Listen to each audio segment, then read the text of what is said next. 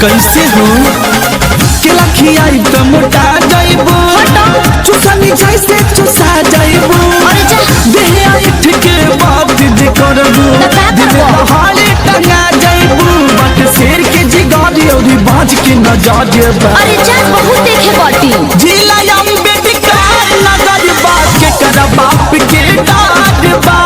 अच्छा जिला अम्बेडकर नगर बात के कर बाप के डाड बा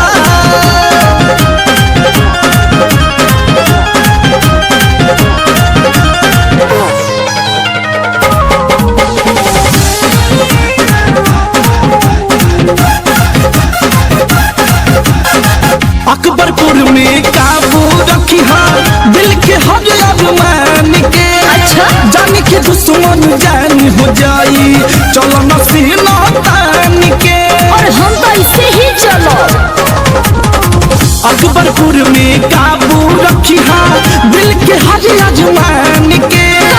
जान के दुश्मन जान हो जाई चलो नसीना तान के बट चेहरा हसीन बड़ी कम सीनू मौजबा तब का करबो जिला अम्बेडकर नगर बात के कर बाप के डाड बा अरे जा जिला अम्बेडकर नगर बात के कर बाप के डाड बा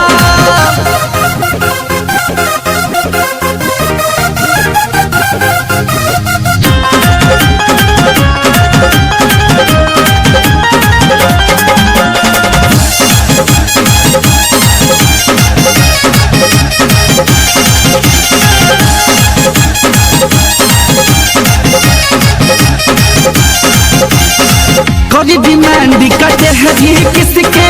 गोदे गोदे गाल पे पिता महाजुआ जहांगीरगंज नागिन जैसन चाल पे अरे तो संभल के रहा ना तो दसा जइबो कभी डिमांड करते हैं ये किसके गोदे गोदे गाल पे पिता महाजुआ जहांगीरगंज नागिन जैसन चाल पे वायु रूप के खजाना योगी आशिक सहजबा जिला अम्बेडकर नगर बात के कर बाप के डाड बा जिला अम्बेडकर नगर बात के कर बाप के डाड बा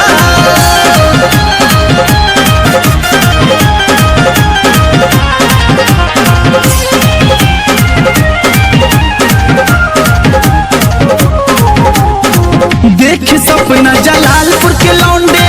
तोहसे रानी शादी के कमियन धसिल दिल में तू कुलदीप नाती के बताई कहानी जी से अरे रईस जी से भी बता दा देख सपना जलालपुर के लौंडे अच्छा रानी शादी के देखे दाना कमियन धसिल दिल में तू कुलदीप नाती के गैलू तन मन में धस बस तोहरिया सरबा जिला अम्बेडकर नगर बात के कर बाप के डाड बा